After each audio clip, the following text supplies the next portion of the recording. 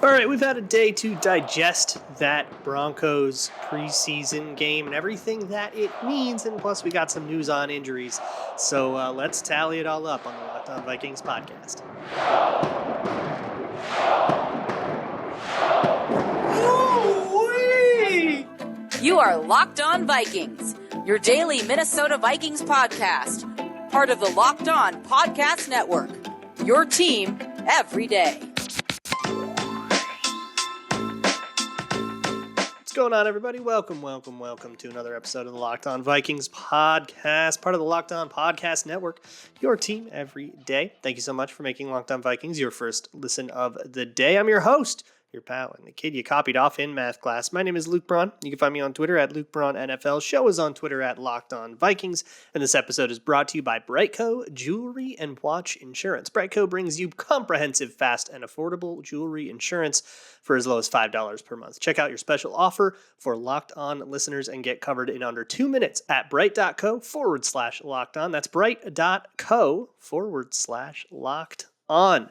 So, we're going to go over some of the things in the Broncos preseason game, namely, all right, we've got a lot of injuries, specifically BC Johnson.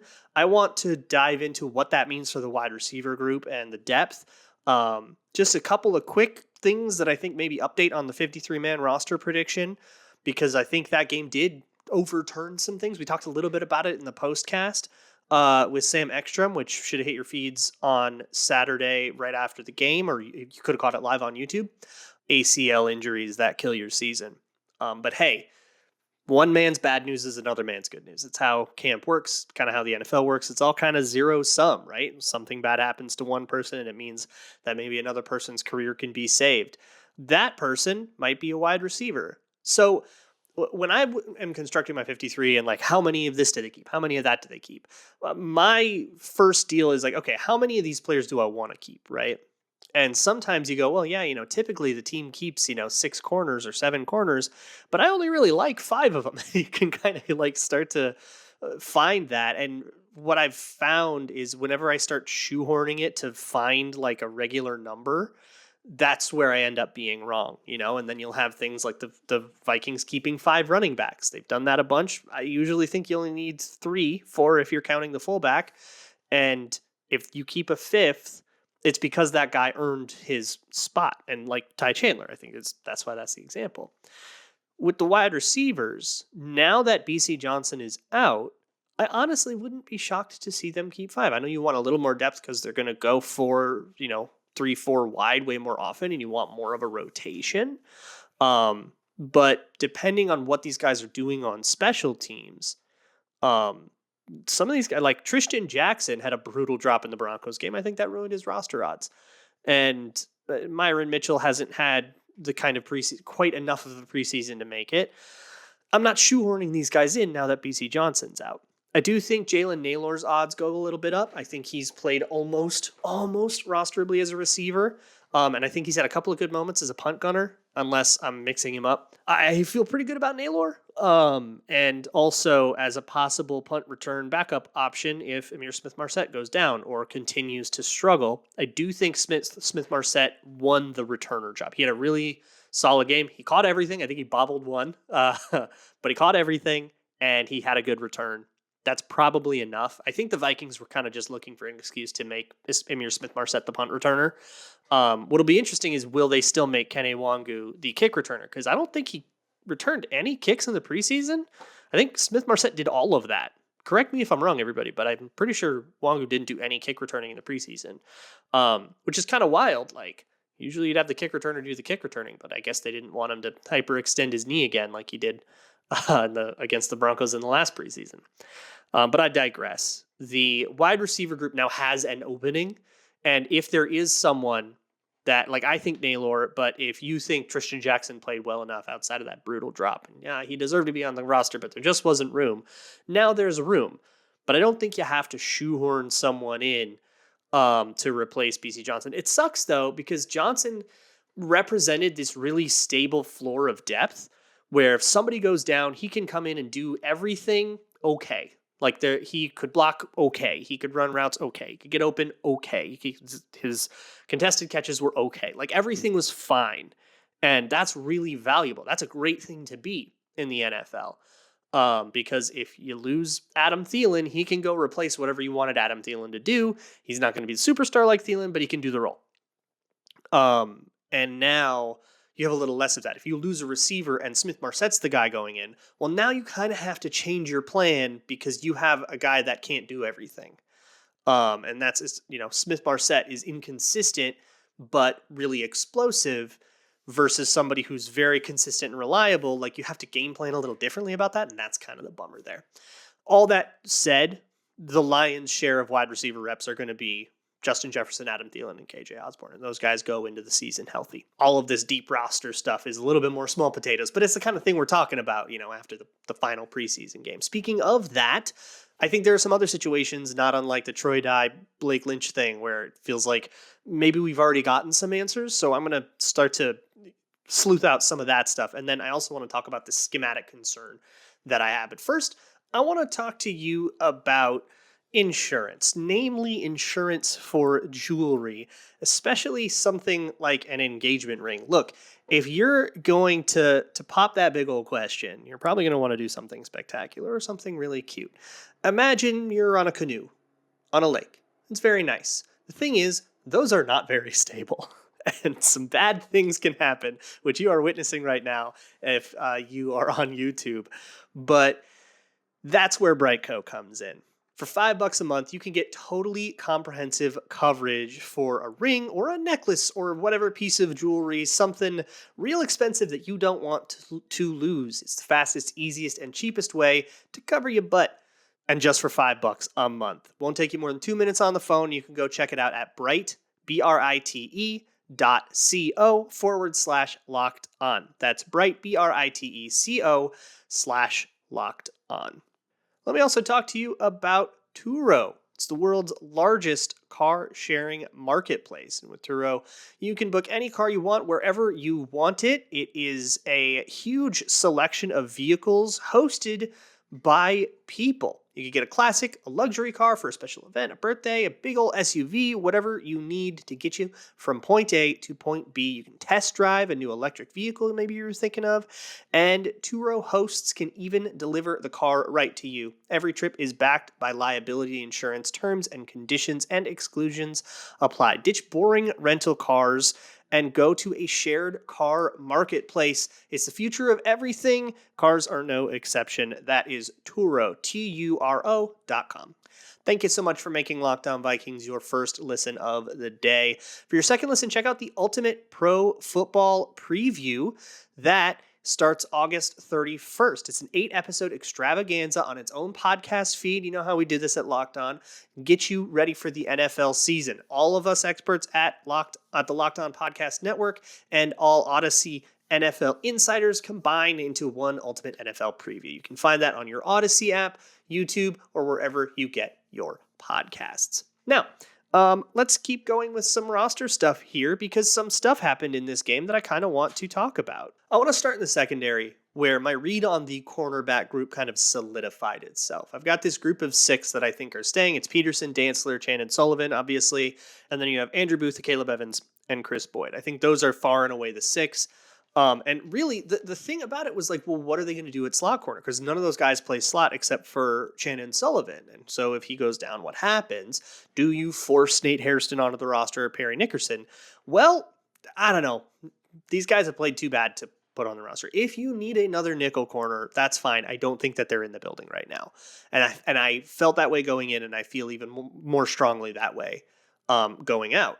But that's not the news of the secondary. The news of the secondary is Miles Dorn making a last-second push. And we pretty much, everybody who did a 53-man roster, if you did one at home, if you have an article or whatever, it was Harrison Smith, Lewis Cine, Cam Bynum, Josh Metellus. Those are your 4. Pretty easy 4. And then Miles Dorn comes out of nowhere and has the game of his life against Denver. He was flying around the field. He was making hits. He was making plays. He played genuinely really, really, really well. That's a really interesting light push. And we talked about it on the postcast. And Sam said, hey, I'm not married to Josh Metellus at all. And it's like, yeah. And I feel even more strongly about that, like thinking a little bit more.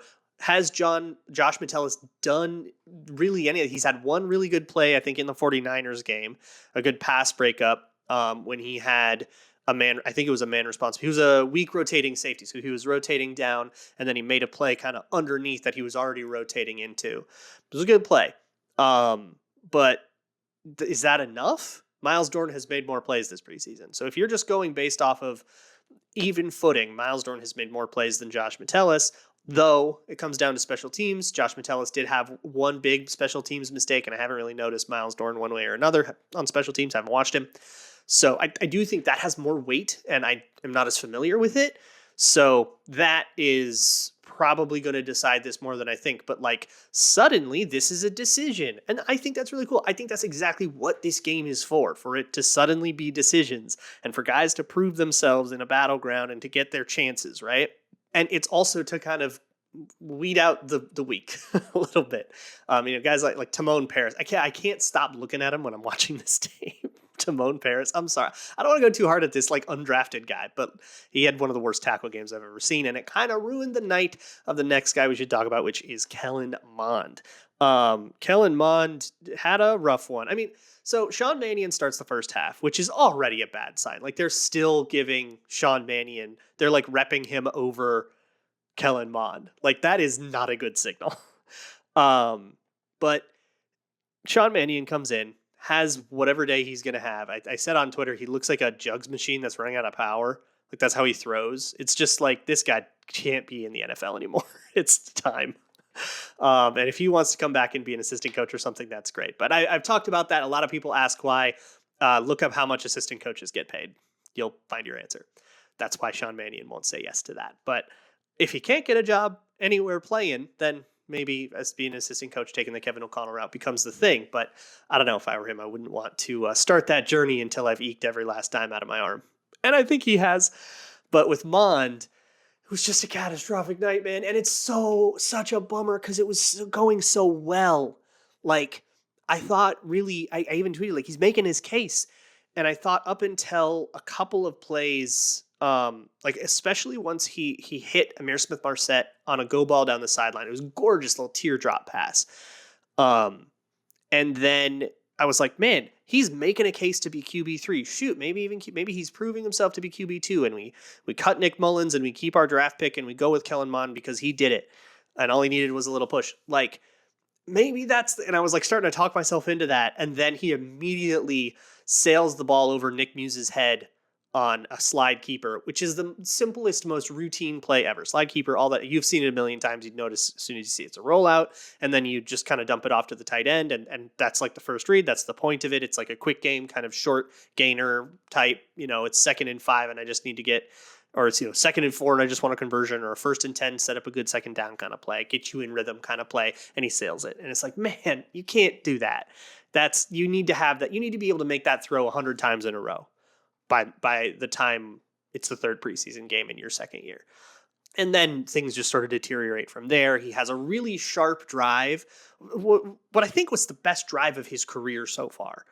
And it ends on a really stupid sack. And I haven't seen yet what happened downfield on that sack, so I don't know if he missed something. But there were times when even the Broncos broadcast, which is what I was watching, was calling him out like, man, he missed all kinds of wide open guys because our guys blew the coverage. And he didn't see it, and he was throwing, or he was moving off of it for some reason. So not seeing the field still a problem. A lot of balls still coming out late. Less this time. Improvement, but still too many. And then took a terrible sack on a 4th down in the red zone. And then he had like a 3-minute drill drive they were like down a touchdown, 3 minutes. Okay, let's get some reps in here. And it was an incomplete ball that was late on a spot route, so the corner could come in and make a play. And then it was a sack where he held the ball too long, a sack where he didn't hold the ball too long, and it was just a really bad sack. And then it was like 4th and 27. And then it was like a hilarious catastrophe. It was like, well, there goes that opportunity. I honestly thought, I was sitting there watching that drive going, okay, Kellen Mond's career is on the line here. If he can show something on this drive, then I think he's got a place in this franchise somewhere. Maybe not on the 53, maybe in the practice squad or something. But after that game, I feel pretty comfortable just saying it is time to move on. And if we want to put a developmental QB on the practice squad, better quarterbacks than Kellen Mond will get cut this week. That's a really bummer of a place to be, because I was really hoping that you could see a little more out of him. You see the potential, the arm strength, especially, and he even showed it. He rifled a few, like he had a couple of really nice balls, but alas, there's just too much work to do to turn this guy into, I'm not even talking about a starter, I'm talking about a viable backup quarterback. He's still a ways away from that. And if I'm going to start putting all this Devi work into somebody, I bet you I can find somebody with more potential than Kellen Mond. Anyways, there is one concern. Now we gotta flip into regular season mode here, right? We're gonna see what the 53-man roster is soon, and then we gotta flip into regular season mode where we start previewing things. And there's one thing that showed up in this game that concerns me. It's defensive, it's a scheme thing. And it concerns one of the staple fronts that I know they're going to use a lot because they ran these fronts and these coverages a lot. So I'm going to get a little X's and O's on you and kind of talk to you about what I mean. And I talked about this a little bit on Twitter, and Packers fans were like, yep, that's the Mike Pettin thing. So this might be a more real problem than we can write off by saying it was just preseason. But before we get into all of that stuff, I want to talk to you about a better way to play daily fantasy. For me, daily fantasy is like excruciating, because I don't want to, like, the way to win daily fantasy as a sharp is to get like 10,000 different games going and have them all be crazy outlier scenarios and see if you can't win a huge pool with one of them. That's not fun to me. That's like playing the math. It's like a weird calculated thing. That's not fun gaming to me. For me, something like Prize Picks is so much more fun. You can do stuff like, okay, Patrick Mahomes will throw for more than 320 yards and Derrick Henry will rush for less than 85, that kind of thing. Download the Prize Pick apps or go to prizepicks.com and sign up to play some good daily fantasy sports. First-time users can receive a 100% instant deposit match up to $100 with promo code LOCKEDON. That means if you deposit $100, Prize Picks will just give you $100. If you deposit $50, Prize Picks gives you $50. So don't forget to enter promo code LOCKEDON, LOCKEDON, at sign up for an instant deposit to match up to $100. Moving on. Okay, so during the Broncos game, I had a tweet that people didn't like, and I want to explain myself. So I noticed, and I've noticed all preseason, a lot of the completions that have come against the Vikings have come against outside linebackers. I'm going to start forcing myself to call them outside linebackers, but against like Janarius Robinson's and Zach McLeod's in coverage. And in the real season, that's going to be Zadarius Smith and Danielle Hunter in coverage. Those guys are in coverage a lot, which I've learned about the scheme. I didn't think that was what they were going to do. I was wrong about that, and I don't like it. And the reason I don't like it is rearing its ugly head in the preseason. Now, these are vanilla looks, right? Things are going to be a lot more exotic. The coverages are going to be a little better. But this is a basic concept of the Fangio-style defense. I explained it a little bit on the X's and O's one that I did last week. But let me review. So when you are in, this is a cover six mostly thing, but it's really most of their coverages and fronts out of their base package. Now, they probably lived in base a little more than they will in the season, but that's also kind of not up to them. So their base package is five. I'll call it a 5-2 because I think that's the most, but it's 5 defensive linemen, or a 3-4, 3 defensive linemen, and then your Danielle Hunter and Zadarius Smith, and then Kendricks and Hicks, whatever you want to call those guys. So call it a 3-4 or 5-2, whatever, but that's the one. Armon Watts, Harrison Phillips, and Dalvin Tomlinson. And vanilla, like standard default base, what we've been seeing in the preseason, is that 4 of those guys will rush. So one of the outside linebackers, your Hunter or your Zadarius Smith, will back off. And in the preseason, that's been Patrick Jones and DJ Wanham and Janarius Robinson and those guys. So one of those guys will back off, one of those guys will rush, and the play call will say left or right to tell you, or weak or strong. I think you can call it to. You can even call it to a jersey number, where you can say, the call would be something like luggage 18, and that means whoever's on 18's side will pass rush, and that side is the cover 2 side, and that's how you like scheme and game plan for people.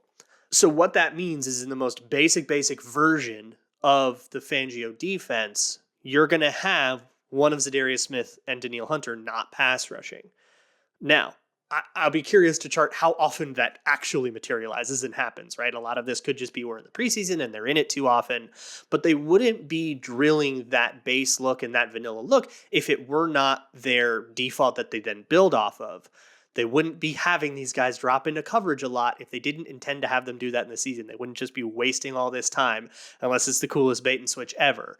But I don't think you're doing that in the preseason because you got to get guys ready to play, which I notice people are underrating a lot, especially whenever anyone gets injured in the preseason. It's like, why were they playing in the preseason? Well, you need to practice. You can't just show up and be ready to play week one. You got to get in shape. You got to get on the same page with people. You got to get used to the concepts. You got to get muscle memory. You got to train. Like, practice makes perfect. This is a cliche that is somehow a contentious point now. I digress.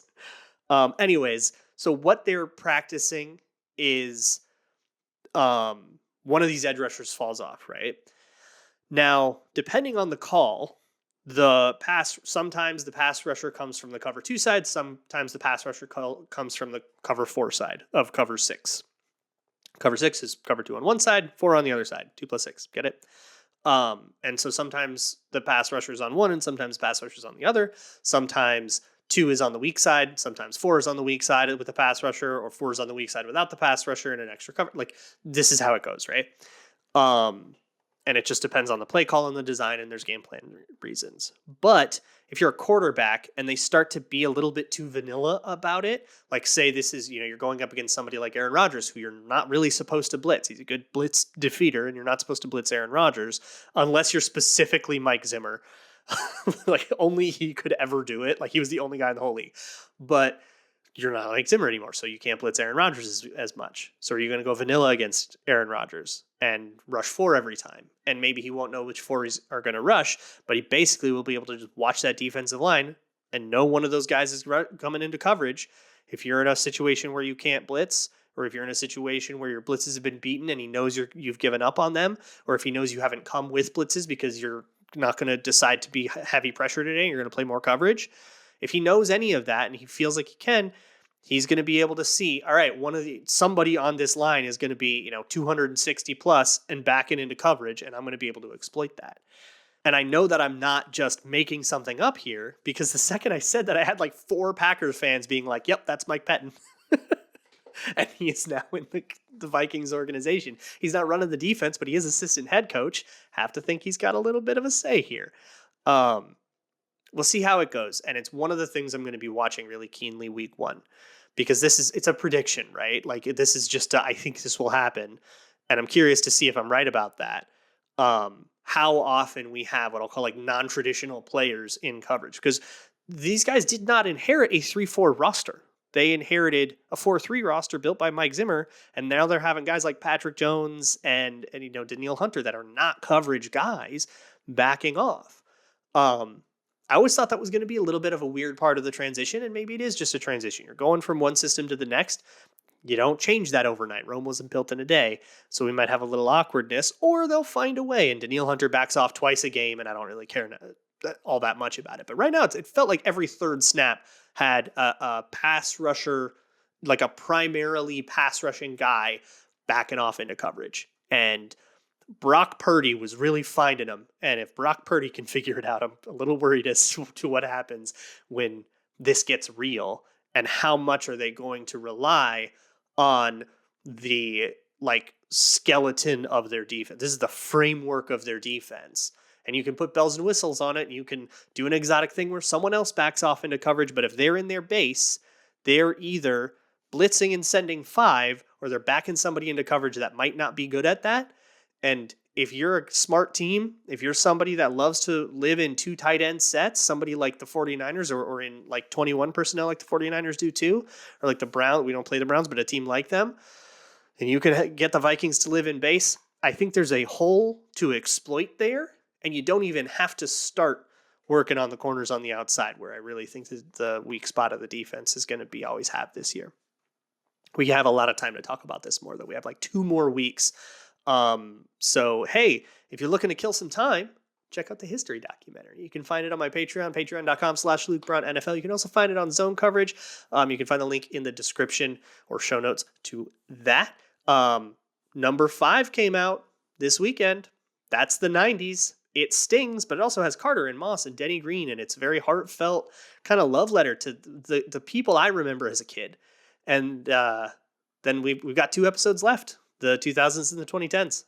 You can also go back and watch 60s, 70s, 80s, all of it. There's 5 parts of 7. We're getting there. You can find that on my Patreon. I will see you all tomorrow for Twitter Tuesday. Get your questions in. You can send them to me at Luke Braun NFL or at Locked On Vikings on Twitter, or an email, lockedonvikingspodcast@gmail.com. You can always send, or you can fill out the Google form in the show notes. See y'all for that. And as always, Skull.